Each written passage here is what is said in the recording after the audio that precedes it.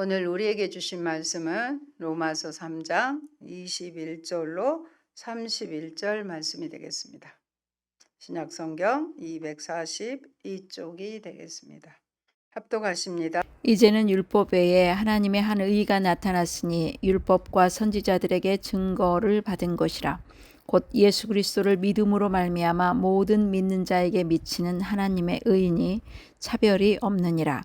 모든 사람이 죄를 범하였음에 하나님의 영광에 이르지 못하더니 그리스도 안에 있는 속량으로 말미암아 하나님의 은혜로 값없이 의롭다 하심을 얻은 자 되었느니라. 이 예수를 하나님이 그의 피로써 믿음으로 말미암는 화목제물로 세우셨으니 이는 하나님께서 길이 참으시는 중에 전에 지은 죄를 간과하심으로 자기의 의로우심을 나타내려 하심이니 곧 이때에 자기의 의로우심을 나타내사 자기도 의로우시며 또한 예수 믿는 자를 의롭다 하려 하심이라. 그런즉 자랑할 때가 어디냐 있을 수가 없느니라. 무슨 법으로냐 행위로냐 아니라 오직 믿음의 법으로니라. 그러므로 사람이 의롭다 하심을 얻는 것은 율법의 행위에 있지 않고 믿음으로 되는 줄 우리가 인정하노라.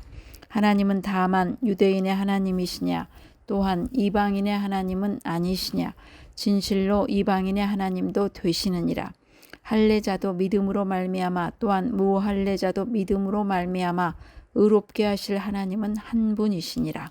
그런즉 우리가 믿음으로 말미암아 율법을 파기하느냐 그럴 수 없느니라. 도리어 율법을 굳게 세우느니라. 오직 예수님, 예수 그리스도의 은혜와 평강이 넘칠지어다. 아멘. 오늘 우리에게 주신 말씀은 로마서 3장 21절로 31절이고요. 그러나 이제는이라는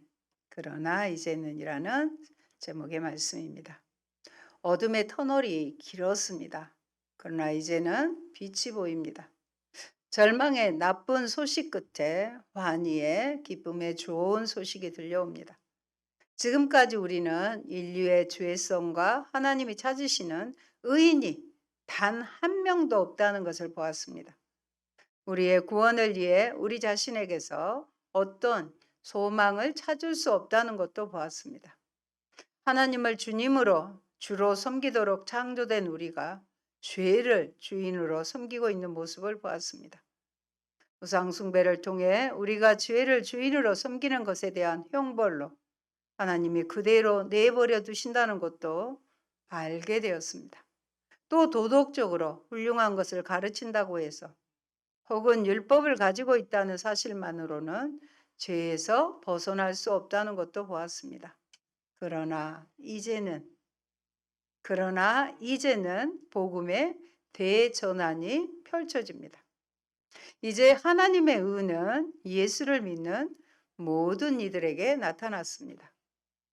첫째, 예수 그리스도의 신실하심입니다. 21절은 이제는으로 번역이 되어 있지만 그 앞에 그러나라는 접속사가 있어 그러나 이제가 됩니다. 그동안 깊은 암흑의 터널을 지났던 우리에게 한 줄기 빛을 비추는 대전환이 그러나 이제입니다. 기독교 복음은 율법 외에 나타난 하나님의 한 의에 대한 소식입니다. 그러면 사람이 어떻게 의롭다 하심을 얻을 수 있나요? 이제는이라는 말은 율법으로 특정 지어지는 구약 시대와 대조하여 신약 시대를 가리키는 말입니다. 이제 하나님께서 율법과 별개로 주시는 한 의가 복음 안에 나타났습니다. 22절입니다.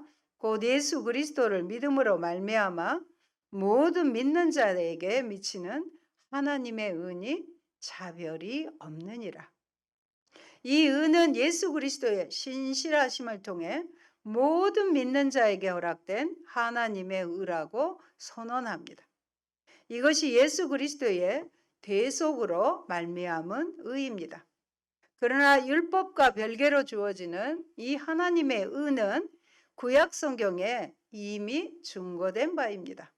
구약 성경은 행하라, 뭐뭇 하라는 도덕법을 강조하지만 제사들, 유월절 어린 양, 성막 제도 등을 통하여 하나님의 긍휼과 은혜도 증거하였습니다. 그 은혜는 중보자 예수 그리스도의 탄생과 십자가의 죽으심을 통하여 밝히 증거될 것입니다. 하나님이 주신 참 생명나무이신 예수 그리스도에게만 생명이 있습니다. 1장 18절로 3장 20절에 검사가 마치 죄인을 추궁하듯 정죄하는 어조에 부정적이고 죄성을 드러내는 것이 없다면 이제는 새로운 논리가 전개되는 시작입니다. 시간적으로는 과거에 율법을 통해 죄를 깨달았다면, 죄를 섬겼다면 그 율법 외에 새로운 방법을 통한 새로운 의가 나타났다고 말합니다. 곧 이때에, 지금 이때에 하면서 현재의 시간을 강조하는 것을 알 수 있습니다. 하나님이 이제 예수 그리스도의 사건 때문에 완전히 새로운 시간으로 우리를 대하시는 것을 볼 수 있습니다. 종말론적으로는 이제 새 시대가 열린 것입니다. 옛 시대는 가고 새로운 시대가 열려서 구원의 때가 다가온 것입니다. 바로 지금 율법 외에 하나님의 한 의가 나타났습니다. 이 의는 율법과 선지자들의 증거를 받은 의입니다. 구약 성경 전체에서 하나님이 가르치고 예언하고 설명하셨던 것이 이제 확 드러났다고 말하는 것입니다. 바울은 이 의가 예수 그리스도의 신실하심을 통해 모든 믿는 자에게 허락된 하나님의 의라고 선언합니다. 한 번 더 말씀드릴게요. 이 의는 예수 그리스도의 신실하심을 통해 모든 믿는 자에게 허락된 하나님의 의라는 것입니다.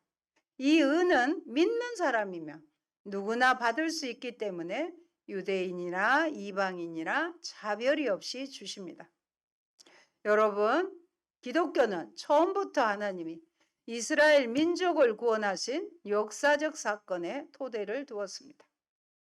하나님이 인간 역사에 개입해 이루신 사건이 그 하나님을 믿는 근거가 됩니다. 기독교는 예수 그리스도께서 어떤 역사적인 사건을 이루신 것을 믿는 종교입니다. 바울은 예수 그리스도의 생애와 죽음, 부활을 간단하게 줄여서 예수 그리스도의 믿음 또는 예수 그리스도의 신실함이라고 합니다. 이 말은 다른 말로 예수 그리스도를 믿는 믿음으로 번역을 합니다. 먼저 믿음이라는 단어는 신실함, faithful이라는 의미입니다. 22절의 표현을 예수 그리스도의 신실하심으로 이해하며 예수 그리스도의 신실한 삶, 어떤 삶이에요? 하나님의 뜻에 순종하고 죽기까지 복종하셨던 그분의 삶을 요약적으로 보여주는 말로 이해할 수 있습니다.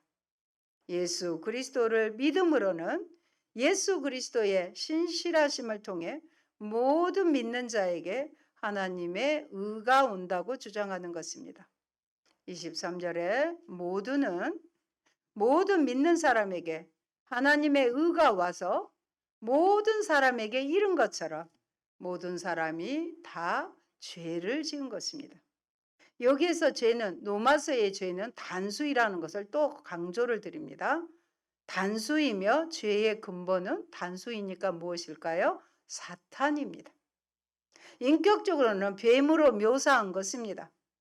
그래서 범법함이 아니라 죄를 따라 우리가 삶으로 죄의 결과는 하나님의 영광에 이르지 못하는 것입니다. 여러분, 하나님의 형상대로 창조하시고 하나님의 모양을 우리 안에 넣으신 것은 우리 안에 넣으신 삼위일체 하나님의 사랑과 교제가 좋았기 때문에 사람들도 공동체로 우리를 창조하신 것입니다. 하나님은 우리를 창조하여 교제 나누시기를 원하셨습니다. 그러나 하나님을 떠난 다른 주인에게 우리가 가버렸습니다. 교제, 즉 코이노니아를 통해 하나님이 원하셨던 것은 하나님과 함께 있는 것입니다. 창세기 3장에 보면 아담이 죄를 짓고 난 후에 하나님은 아담아 어디 있느냐? 아담과 같이 있기에 찾으시는 하나님의 모습을 볼 수 있습니다. 하지만 아담은 하나님을 두려워하게 되었고 하나님으로부터 몸을 숨기게 되었습니다. 주인이 바뀌었기 때문입니다. 놀랍게도 예수님이 오셔서 제자들을 부르시고 12제자를 세우실 때 같은 목적이 드러납니다. 첫 번째 목적은 함께 있는 것이었습니다. 함께 있기 위해서 12제자를 부르셨습니다. 그것이 하나님이 우리에게 가장 원하시는 바입니다. 그것이 우리의 예배의 목적이 되어야 합니다. 우리가 예배를 통해 하나님께 가장 큰 영광을 돌릴 수 있는 것은 우리가 예배를 드린 것이 하나님의 창조의 목적, 영광을 돌리는 거라고 했는데 그것은 하나님과 함께 있는 것입니다. 우리가 예배를 드릴 때 하나님 따로 우리 따로 아니잖아요. 하나님과 함께 있는 거예요. 그 함께 있는 자리에 우리를 하나님이 영광스럽게 불러주셨다는 이런 자부심이 있어야 돼요. 감사함이 있어야 되는 것입니다. 찰스 스펄전 목사님의 말입니다. 우리 안에서 받으시는 하나님의 영광이 가장 클 때는 언제냐? 하나님 안에서 우리의 만족이 가장 클 때다. 우리 늘 하나님 안에서 in Christ, 예수 안에서 살잖아요. 어쩔 때 가장 만족이 클 때 하나님의 영광이 크다는 거예요. 여러분과 저의 삶이 만족함으로 하나님께 영광을 돌릴 때 하나님 가장 기뻐하는 거예요. 근데 겨우 우리가 상황에 끌려서 주변 상황 때문에 너무 힘들어서 우리가 만족 못 하잖아요. 너무 힘들어 하잖아요. 그럴 때 과연 하나님이 가장 받으시기 원하시는 영광을 돌리는 삶인지 이걸 돌아볼 필요가 있습니다. 하나님과 동행하고 우리는 그 힘이 어디에서 와요? 하나님 안에서 와요. 그걸 좀 놓치지 않았으면 좋겠어요. 우리 맛있는 음식 먹고 맛있는 음악, 재밌는 거 보고 음악 들으면 잠깐은 좋아요. 마치 우리가 아이스크림 먹으면 눈이 번쩍 뜨이고 달달한 것 같지만 결코 우리에게 좋은 건 아니잖아요. 알면서도 먹잖아요.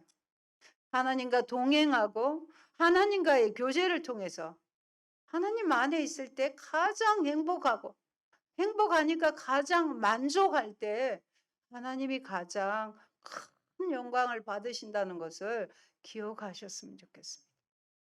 24절의 말씀입니다. 다른 주인을 섬기게 되어 우리는 주인이 바뀌어져 버렸어요. 하나님과 단절된 우리를 하나님 포기하지 않으셨어요.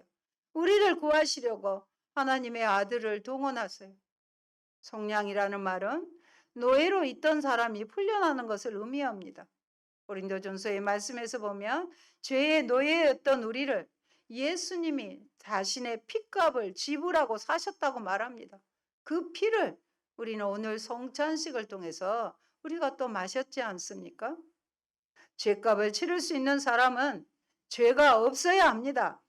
그래서 예수님이 자신의 목숨을 희생해 값을 치르고 우리를 죄에서 구출해 인질로 잡혀있는 우리를 구출해 내셨고 그래서 예수 그리스도 안에 속량이 되었다고 하는 것입니다. 그러므로 우리가 하나님의 은혜로 값없이 의롭게 되었습니다.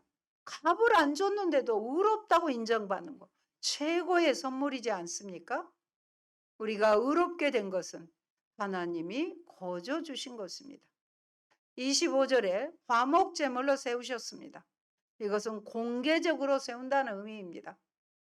마치 대속죄일에 1년 동안 지었던 죄들이 피를 가지고 와서 속죄소에 뿌리잖아요.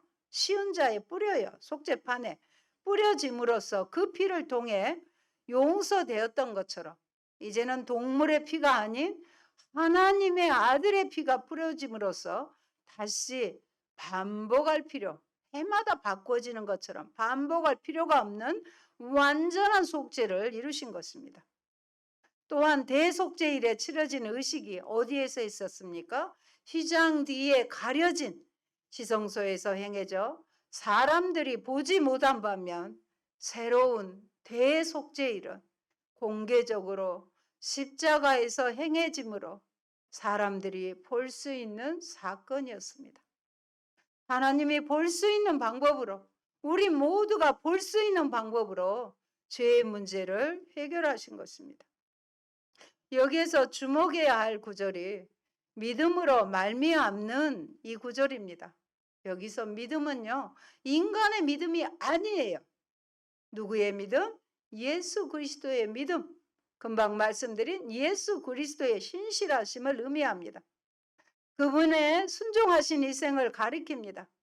예수 그리스도는 신실하심으로 하나님께 순종하셨고 기꺼이 우리를 위해 속죄 제물로 바쳐지셨습니다. 25절에 간과한다는 그 뜻은 너그럽게 보아준다는 의미입니다. 하나님은 길이 참는 중이라고 말씀하셨는데 죄를 보고 하나님 가장 싫어하는 것이 뭐예요? 죄예요. 죄. 죄를 보고 당연히 쏟아 놓으셔야 했던 징벌, 심판을 참고 견디신 것입니다. 언제까지요?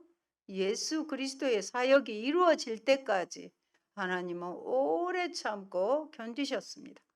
이 과정에서 믿음으로 의롭게 된 자들의 의뿐만이 아니라 하나님 자신의 의도 드러났다는 것입니다. 둘째, 우리의 믿음입니다. 26절 같이 보실까요? 곧 이때에 자기의 의로우심을 나타내사 자기도 의로우시며 또한 예수 믿는 자를 의롭다 하려 하심이라.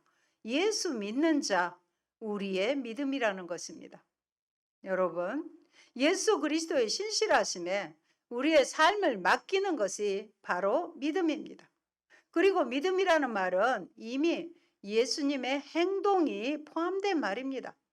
더 나아가 하나님의 행동도 포함된 말이 믿음입니다.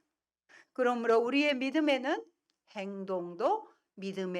행동도 포함되어야 합니다. 믿음의 순종은 믿고 그대로 행하는 것입니다. 예수님의 희생적인 죽음이 예수 믿는 자를 의롭게 했다고 말합니다. 우리의 죄값을 그분이 다 치르셨기 때문입니다. 다음으로 하나님의 의도 나타났다고 말합니다.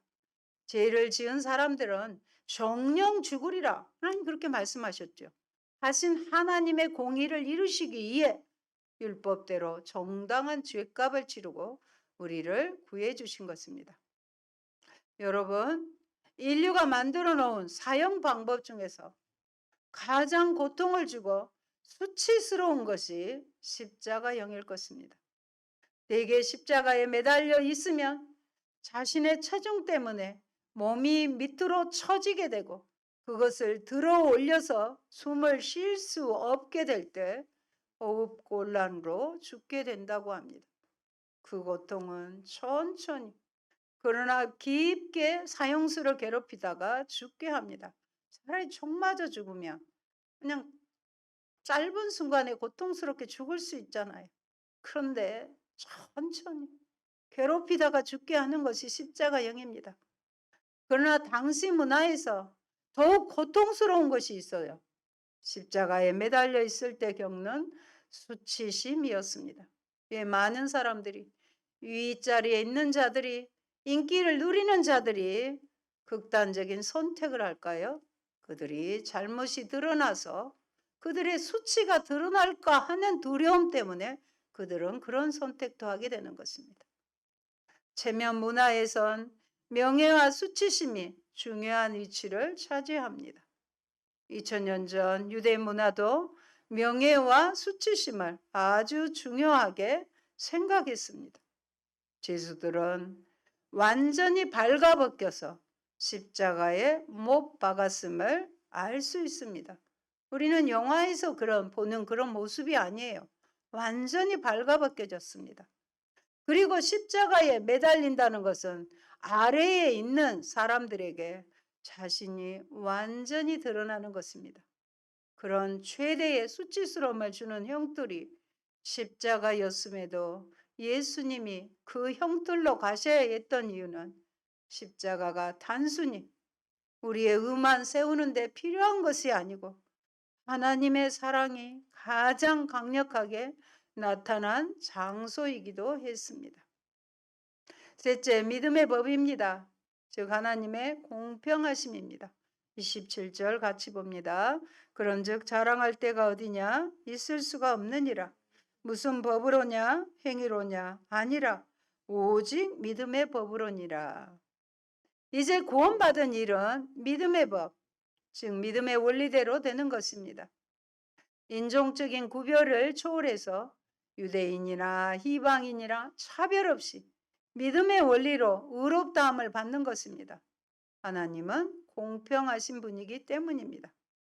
27절부터는 수평적인 관계에 집중하면서 결론을 내리고 있습니다. 하나님으로부터 의롭다 하심을 받는 것은 또 다른 사람과의 깨어진 관계가 회복되는 것을 의미합니다. 하나님과의 관계가 첫째고요. 그 다음에 다른 사람과의 깨어져 버린 그 관계가 회복되는 것입니다. 종교개혁 이래로 칭의의 수평적인 의미가 제대로 이해되지 못했기 때문에 우리의 믿음이 개인주의적이 되어 공동체에 드러날 수 있는 하나님의 은혜가 깊이 경험되지 못하고 교회 공동체 밖에 사회적인 책임에 대해서도 약한 모습을 보여왔습니다. 신앙조차도 공동체적이 아니라 개인주의적이 돼버린 것입니다. 이것은 교회의 역사가 보여주는 가장 가슴 아픈 현실입니다. 하나님의 의가 개인적인 생활뿐만 아니라 공동체에도 강력하게 드러나 하나님이 원하시는 모습으로 빚어져야 하는 것입니다. 28절에 그러므로 사람이 의롭다 하심을 얻는 것은 율법의 행위에 있지 않고 믿음으로 되는 줄 우리가 인정하노라. 율법의 행위에 있지 않다는 원어의 뜻은 율법의 행위와 관계가 없다라는 뜻입니다. 사실 복음에 제시된 그리스도의 십자가 속죄의 죽음은 율법의 저주를 받으신 죽음이었고 율법의 의를 이루신 것입니다. 율법을 완성하신 거예요. 율법을 성취하신 것입니다. 그러므로 믿음으로 의롭다 하심을 얻는 것은 율법을 폐지하는 것이 아니고 오히려 율법을 굳게 세웁니다. 하나님의 복음은 죄인들이 하나님의 아들 예수 그리스도를 믿음으로 의롭다 하심을 얻는다는 소식입니다. 우리와 같은 죄인이 하나님의 아들 예수 그리스도를 믿음으로 우리가 의롭다함을 얻는 것, 이게 복된 소식, 굿뉴스라는 것입니다. 이것은 하나님께서 구약의 율법, 즉 십계명과 별개로 사람에게 주신 의의 방법입니다. 이것은 우리의 행위에 근거하지 않고 전적으로 하나님의 은혜와 예수 그리스도의 대속 공로에 근거합니다. 이것은 예수 그리스도를 믿음으로 말미암아 모든 믿는 자 안에 그리고 모든 믿는 자 위에 미치는 하나님의 의입니다. 모든 믿는 자 안에와 모든 믿는 자 위에 미치는 하나님의 의입니다.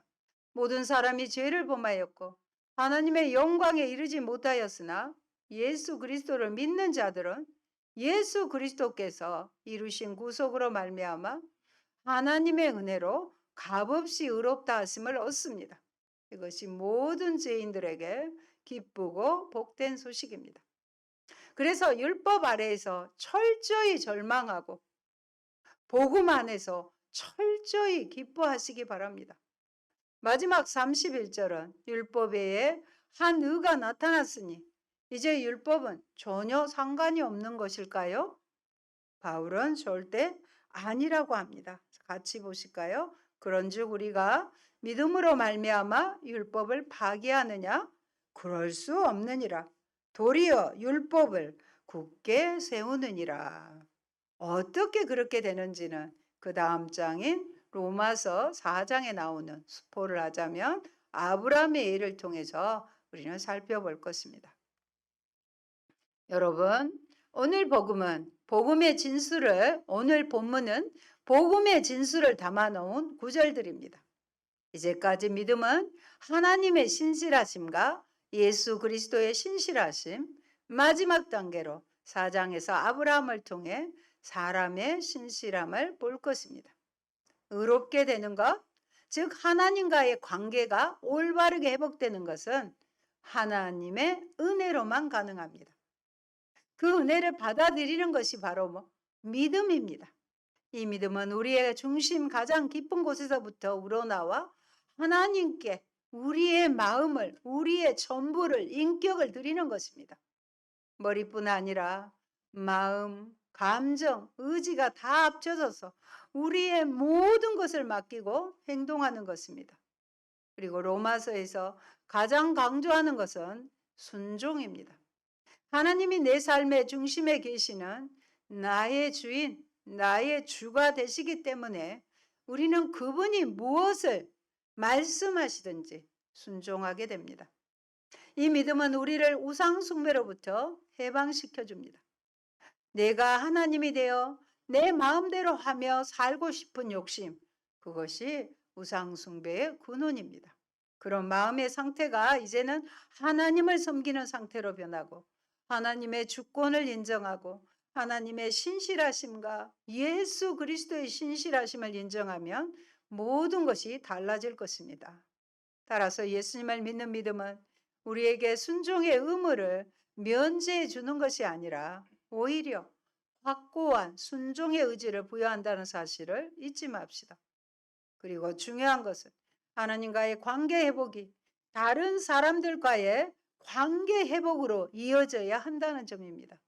그래서 믿음으로 의롭다함을 받는 과정이 하나님과의 관계 회복에 이어 다른 사람들과의 관계 회복까지도 포함한다는 것을 놓치면 안 되는 것입니다. 율법에 나타난 하나님의 의는 철저히 예수 그리스도의 사역으로 가능케 된 모든 것을 바르게 하는 하나님의 구원의 능력입니다. 예수 그리스도의 신실하심을 통해 모든 믿는 자에게 미친 이 의의 의미는 죄의 노예에서 해방시키고 그의 피로 말미암아 죄의 형벌에서 씻어주며 그 결과 하나님과의 관계가 바르게 되는 것입니다. 하나님은 공평하게 유대인과 이방인 모두에게 같은 의로움을 허락하셨습니다. 할렐루야. 사랑하는 여러분, 이렇듯 우리가 믿는 복음은 그러나 이제는이라는 말로 요약됩니다. 우리가 전에는 죄의 종이었습니다. 그러나 이제는 하나님의 자녀가 되었습니다. 그러므로 그러나 이전의 삶을 버리고 그러나 이후의 새로운 삶을 사시기 바랍니다. 이전의 삶은 버리고 이후의 새로운 삶을 사셔야 합니다. 예수 그리스도가 인류 역사의 중심에 오셔서 멸망과 심판과 저주의 역사를 희망과 구원의 역사로 반전시킨 사건이 바로 예수 그리스도의 십자가 사건이라는 것입니다. 이 하나님의 의는 율법을 행함으로 얻는 의가 아닙니다. 말씀을 정리하면서 다시 강조합니다. 예수님을 믿음으로 믿는 의인 것입니다.